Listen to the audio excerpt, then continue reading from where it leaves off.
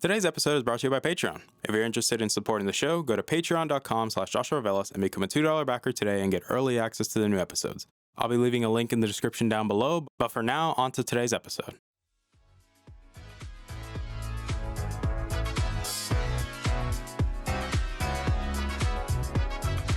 You're listening to the Augmented Experience podcast. I'm your host, as usual, Joshua Velas. I'm a student, musician, and a gamer at heart. Join me as I sit down every week to talk about all the latest news in the technology, business, and video game world. I hope you guys enjoy.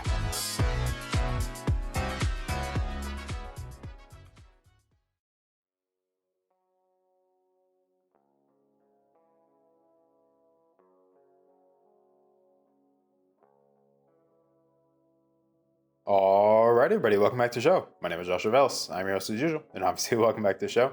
Today's episode 230 of the show, and before we get started, we're just going to do a little bit of house cleaning quick around here, because you know we like to do it, so let's just get on with the house cleaning. I'm just going to point this out. If you're watching the video version of the show, you can clearly tell that my hair is starting to get a little bit crazy, and you know, for people that have been watching the video versions of the show for a long period of time, you know that whenever my hair, or especially, you know, my facial hair, you can clearly tell my beard's growing out again. It gets a little bit crazy, and yeah, I know, like, as much as I try to comb it, or, you know, my hair is just naturally wavy, it's gonna look crazy no matter what I do. So obviously, if it looks like I just slumped out of bed, I didn't. My hair is literally just like this as it grows out, so I know I gotta get a haircut pretty soon. It's also because the job fair is coming up too, so, you know, kind of gotta get that under the bag, you know? You get what I'm saying? I kind of gotta get that under control. But I do want to say thank you guys for coming back and listening to today's episode. It does mean a lot to me, guys. Constantly take time out of your days to download these episodes, to share these episodes, to constantly keep letting me know how you feel, whether you like my stupid face or not, or my opinions or not. At the end of the day, I greatly appreciate it, and I greatly appreciate you, because whether you're watching the video versions on YouTube or you like listening it to on Spotify, Apple Podcasts, we really like to listen to your podcast while you're driving to work, driving home from work, listening to it at work, maybe while you're working out. And if you're just one of those weirdos that likes to listen to stuff while you're in the bathroom, then, well, guilty's a charge. I like to watch YouTube videos, but that's a whole different conversation. Again, your support is greatly appreciated, as well as the Patreon backers for supporting the show. So if you want to become one, you can click the link down below and become a Patreon backer. Some of the benefits mainly just include getting early access to the show, and then eventually we're going to start working towards some other benefits that, you know, we're working on it. But on to today's episode. What are we going to be talking about today? Because clearly this has been an incredible week for gaming just in the first couple days. Well, I wouldn't even say gaming, but obviously in the tech space, in gaming, this has been a very, well, busy week to say the least. We had an Apple event recently where obviously we got to see the new iPhone 14s, we got to see the new AirPod Pros with an asterisk mark. You know, we got to see the new Apple Watches. We got to see, well, essentially all the new features that come with that. At the time of this recording on Tuesday, because you guys know I like to record the episodes on Tuesday before going live on Wednesdays, we had Nintendo Direct and a State of Play, which we will be talking about those fairly shortly. I would just want to let the thoughts, you know, let some thoughts sit there, you know, really put in perspective some of the things that were shown off at each event. But Sony is not out of the woodwork with us, because this has been a long-running story that has, you know, some people can say this is only just because of the situation. No, as we started to see a trend in the industry with, I put it like this. There is a current trend in the industry for consolidation. If you don't know what that means, essentially it's taking an industry that has a lot of players and condensing it down to a select few people that own everything. Clearly, for some people in some industries, this was a problem back in the day. If you're familiar with American history, you clearly know how it was back in the day with oil, with steel, with, you know, during the times of Rockefeller, JP Morgan. Consolidation was at an all-time high, and clearly this led to very, well, anti-competition, so much illegal crap. And with gaming, it's a bit different. However, it does start to raise some concerns, especially when we start thinking about some of these acquisitions recently. Some of these include Microsoft acquiring, you know, Bethesda ZeniMax for $7 billion. We talk about, you know, Sony acquiring Bungie for like 3-point-something billion. We talk about the acquisition, which is the main issue for today's episode, which is talking about Microsoft acquiring Activision Blizzard for almost $70 billion, or in other terms, a Nintendo. Basically, Microsoft spent Nintendo's net worth to get Activision Blizzard. And this has led to some major issues, primarily with concerns of industry consolidation. However, there is one IP, and that's essentially the whole point of the conversation, because the overarching issue is industry consolidation. That is the big picture here. We need to condense it down because the main issue that we're talking about in today's episode is Sony being upset with Microsoft's alleged plans for exclusivity for Call of Duty, which obviously Sony is going to be bothered, even though my personal opinion is that it does come off as very hypocritical. But that's the whole point of today's episode, is breaking it down. Like, okay, why is Sony upset? Like, what is the rationale? What reason are they giving behind this? And we start off because I'm not going to read verbatim what Jim Ryan said in his public statement that he made about the deal. And obviously, some of the highlights include that he was aware, or he was under the impression specifically, that the conversation between him and Phil Spencer was a private matter, that it was details that were discussed behind closed doors and would not be brought to the public forum. As a result, Phil Spencer did bring this to the public forum, and Jim Ryan decided to go even more in detail and just, fire back and specify some of the agreements of that deal that was talked about between, Sony and Microsoft when it came to the rights of Call of Duty and came to distribution. Because if you're aware, for the past couple of years, or specifically with the PlayStation 4 generation and even some of the PS5 generation, Sony has been the place for all the exclusivity deals and a lot of the marketing deals with Call of Duty. Previously, before it was on Xbox, because everyone remembers Call of Duty during the Xbox 360 days, Black Ops 1, Black Ops 2, MW2. You get what I'm talking about? Like, a lot of the bigger Call of Duties that essentially created the whole MLG, phase, if you want to call it that, or even like the competitive gaming scene for Call of Duty was during the Xbox 360 and not on the PS3. And then obviously that changed with the PlayStation era, where the PlayStation era would always get all the exclusive content. They would get things earlier than Xbox.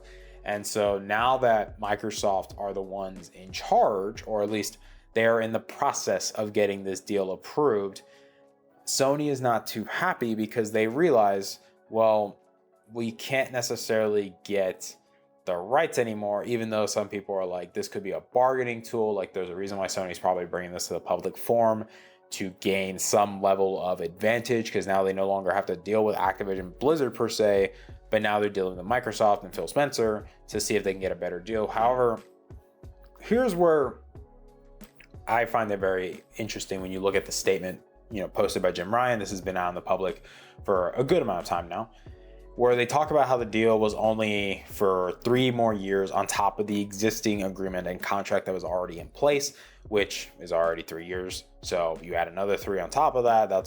So the deal would essentially expire, say, based on the numbers, 2028 is when the deal would expire between Microsoft and Sony for the marketing rights of Call of Duty.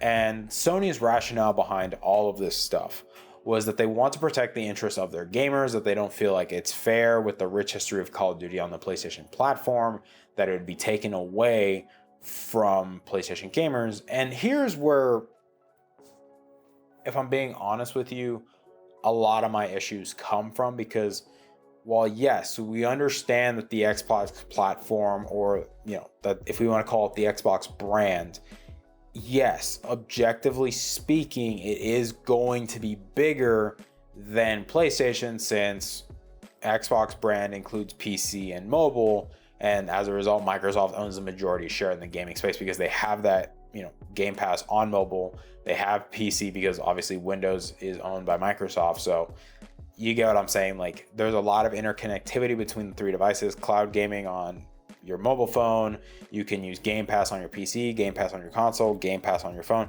So the way that I see it, it's kind of funny, because even though yes, Microsoft has the bigger install base, if you want to call it that, we also have to be mindful that it would not make a lot of logical sense to just take Call of Duty off PlayStation. Prime example with things like Minecraft, where Minecraft was only an Xbox and PC exclusive thing, and eventually it was expanded towards the Nintendo Switch and PlayStation. And yes, it has gone on to do very successful, but at the same time, it helps expand the player base. It's like, prime example, that's like trying to say Epic only made Fortnite exclusive to PC. That wouldn't necessarily go well. with Call of Duty, it's one of those things where, well, yes, Microsoft will own the rights to Call of Duty. They're going to do whatever they want with the IP and a lot of the studios as well. It wouldn't make much logical sense for them to make it exclusive only to Xbox and PC, and in this case, mobile as well. But it's kind of one of those things where it just seems like Sony pretends like they have some level of bargaining rights in this entire situation. It's like, look, homie, they're giving you a deal. Like, yes, could it be better? Yeah, we know it could be better. But it's also like you don't really have a lot of bargaining room here when they're the ones who are in the process of owning the IP. Because let's be real. We talk about like if this deal is going to go through or not. We know this deal will go through. By some miracle of God, it is going to go through, because that's just the reality. Is Microsoft just got that clout. They got homies that can get this thing through. They know how to sway a couple opinions here and there. One thing I want us to also be mindful of when we talk about this acquisition is the ramifications afterwards, because we talk about, essentially, if you think about it, this entire conversation revolves around the aftermath after the deal has been approved. It talks about the whole point of the episode is talking about like what is Sony going to do once Microsoft owns the full rights to Call of Duty and everything in Activision Blizzard. And yes, they're obviously scared because they talked about it in their statement that they just don't feel like anybody can realistically make something that can compete with Call of Duty, which some people have shared their thoughts and they feel like that's just kind of rude, and I would say very, I think a better way of putting it is very disrespectful towards their developers, because you're essentially implying that your developers, who are very talented and very passionate about the things that they do, they don't have what it takes to do something like Call of Duty or even something better. And it's like, no, they clearly can. And you kind of just threw them under the bus and basically imply that they're kind of incompetent. They don't know how to make something similar. Which is funny if you think about it, because Sony has a lot of first-person shooter IPs. They just haven't used them. Like, we talk about Killzone, SOCOM. We talk about all these IPs that they could do something with, but they choose not to because, Sony's kind of weird. And it's even funnier if you think about it too, because Sony is the company that talks about, oh, exclusivity is bad to one platform. And it's like, wait a minute. Isn't this the company that prides themselves not only on having the best exclusives that can only be played on their platform, they will also pay money to make sure that other platforms don't get their games? If you don't believe me, Deathloop was an example of it. The fact that it took almost forever to get on other platforms. The fact that, how long did it take Final Fantasy VII Remake to get on PC? How long did it take God of War? How long did it take Horizon? Like, you start to see this pattern of things where it's like, I don't know, Sony. You kind of seem very hypocritical here. That doesn't even get us started with the other stuff, which is like Sony having a foothold, or let's say an exclusive foothold in Japan, unlike, well, obviously we say exclusive foothold. The Japanese are very inclined to support their own businesses. This is why Nintendo basically has a firm foothold on Japan, and Sony as well, because Sony does so well. Now, granted, with the given price hikes and everything like that, I don't know about that, but Microsoft is starting to gain ground in Japan. And that's something that I've started to notice more and more as this generation goes on, is that Microsoft, well, yes, they are not making the 100% best plays, like playing 5D chess while Sony's playing checkers and Nintendo's just, I don't know, twiddling their thumbs or something like that. They're clearly understanding, like, hey, we make good calls, we make some bad calls. We acknowledge the bad, we repeat the good. I'm also not trying to be an Xbox apologetic here. I'm not trying to just kiss their ass and just pretend like they do everything right and that, oh, there's no big issues with this deal. Yeah, one of the big issues I have with the whole Microsoft and, well, in this case, Activision Blizzard deal is, yes, this idea of industry consolidation, because I feel like we're starting to get to the point where it's starting to become a bit concerning, where we just have so many big studios, or in this case, big companies buying up massive studios and just keeping them all in-house. with the Activision Blizzard team, yes, there's a ton of IPs, there's rich history, very talented groups and individuals. It's just, personally, I think if this deal goes through, any other deal afterwards is going to be looked at under the microscope, hardcore. But if we're wanting to focus specifically on the whole thing of Sony being upset with Microsoft and the rights, it's like, well, on one hand, I can understand where Sony's coming from. They're worried, they don't want to lose this IP because they talk about like Call of Duty could be a system seller. And I'm like, yeah, that's fair. It would be unrealistic for somebody to, that's always bought Call of Duty on PlayStation just for them to get a PS5 and be like, oh, well, guess what, bro? The next PlayStation isn't going to have Call of Duty. Like that can sway buying purchases. Like that can sway how consumers purchase, or specifically it can sway what console they purchase. We also have to be mindful of things like, well, let's look at it. We talk about the whole exclusivity rights. We talk about the marketing rights. We talked about the thing that PlayStation, or in this case, with Call of Duty being exclusive to Xbox, that it could be a system seller, promote Xbox. And at the same time, like, yeah, Sony just doesn't have anything in that first-person shooter category, even though they clearly can do something. Because let's be real, as much as we always get flack for Call of Duty, we do.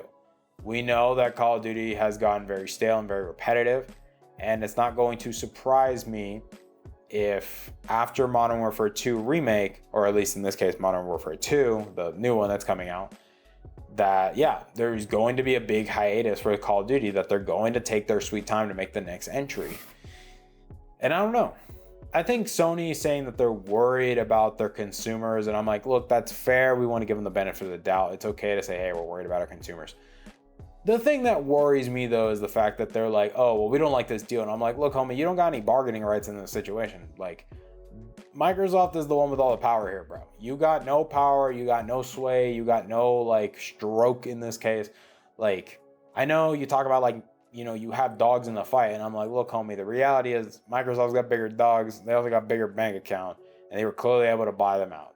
Or they were able to buy out Activision Blizzard. And in many ways, there's a lot of good and bad that can come from this deal. Obviously, the restructuring of the organization to help deal with some of those allegations and severe cases that came out during last year and also into this year as well, of the severe cases of abuse and things like that going inside of the culture at Activision Blizzard. So new management is going to be beneficial, especially if it's all answering under Phil Spencer.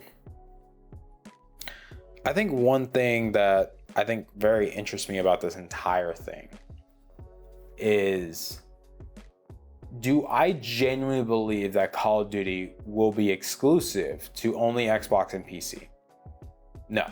I think it's going to be one of those instances where, just like Minecraft, it's going to be on other platforms. But I think one of the main selling points that in this case is going to be the fact that Call of Duty, or the next Call of Duty in this case, will be a day one accessible on Game Pass. And for a lot of people, if they want to go out and try the new Call of Duty or just play it and not have to worry about going out and buying it, then it's just on Game Pass, so they can just go on there and download it. Now, I have my own opinions about renting games on the cloud or not having ownership of your games, whether that be digitally or physically, and it's all subscription based. Obviously, those are things that worry me heavily, but I can see why Sony says that, yeah, maybe removing Call of Duty from PlayStation could switch the needle. It could obviously sway people to buying the other console because they just can't get their hands, or they just can't get the game they want on the platform they want. Now, I think that's a bit of a stretch, but I can understand where they're coming from.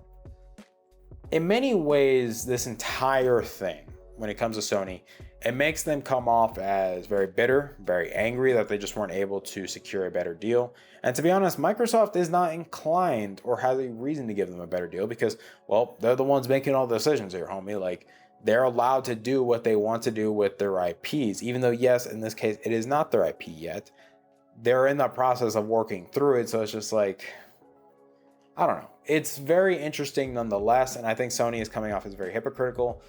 But I will also say that I understand where they're coming from because, yeah, why wouldn't they be worried? They'd be lying through their teeth if they told you they didn't care, bro. Like, you know what, bro? Make Call of Duty exclusive on Xbox. We got everything planned out, bro. We got everything. And I'm like, they really don't. Like, they say they don't have competition, and yet they're willing to throw their incredibly talented developers and teams under the bus because they feel like they just can't deliver the goods. And it's like, look, homie, they clearly can. If they're able to deliver a banger after banger after banger, you genuinely think they couldn't do something incredible with the Call of Duty franchise? Or not even the Call of Duty franchise. Like, it's just like, do you not think they can make a competitor? You know, like, they can. Like, Sony has IPs that they can use to compete, and it's just like, they just don't want to do it. Either that or they're just scared. But at the end of the day, guys, do I think Sony is overreacting? Yes, I personally think they do. I think in this situation, the offer was fair. I think giving them 3 extra years on top of the deal was fair, because there's no point in giving them, say, 10 years, because it's like, well, we own the brand, homie. And granted, some people joked about how, oh, they might try to find a way to back out of this. Yeah, homie, they probably will. Like, there's always going to be some legal shenanigans in the courtroom. There always will be. It's happened throughout human history. But let me know what you guys think in the comments down below. Do you agree with this idea of industry consolidation? Do you think it's great? Do you think it's bad? What do you think about the whole situation with Sony and Microsoft, and the whole debates going around with what's going to happen with the Call of Duty IP? Because, well, the Call of Duty IP is a very big seller, and it's obviously a very successful game. And in many ways, it's going to be interesting to see what happens. Like, let me know what you think in the comments down below. I know for me, to be honest, I don't care. I don't have any dogs in this race. Like, I don't care. I have a PS5. I have my Xbox Series X. Got my Switch. I got my Steam Deck. I got my PC. Homie, I don't give a rat's ass what happens. All I care about is being able to play the games that I want on the platform that I want to play. And that's just it at the end of the day. But again, thank you guys for your time, for your attention. I know this episode has gone, not as long as some of the other ones. It's only about like 22 something minutes, or like some 23, somewhere around that time frame. But I just want to take some time to thank you guys for everything. I know this is going to be a very busy week because I have a lot of schoolwork, getting ready for the job fair, trying to deal with a lot of stuff. The fact that I'm going to be graduating early, which that's a whole other conversation, which I want to do as a real talk. But I just want to say thank you guys for everything. Thank you guys for the love and support. Thank you if you're listening to the show at work, while driving, while working out, whatever you may be doing. Just not something that probably I don't want to know about, But I just want to thank you guys for everything. Thank you guys for so much. And I hope you guys have yourselves a wonderful week and weekend. I hope you guys continue to be kind and courteous and respectful to those around you, because let's be honest, the world is still a weird place, y'all. Nothing's going to change in this world if you aren't willing to be the change. But thank you guys for everything. I hope you guys have yourselves a wonderful week and weekend, and I will see you guys next week. Bye, guys. Hey there. Thank you for listening to today's episode. I really appreciate it. Thank you guys so much for taking time out of your day and listening to today's episode. If you're interested in supporting the show, whether it be financially, clicking the follow button, or just sharing the episode, it all works for me, guys. Thank you guys so much for your time, and I love you guys to death.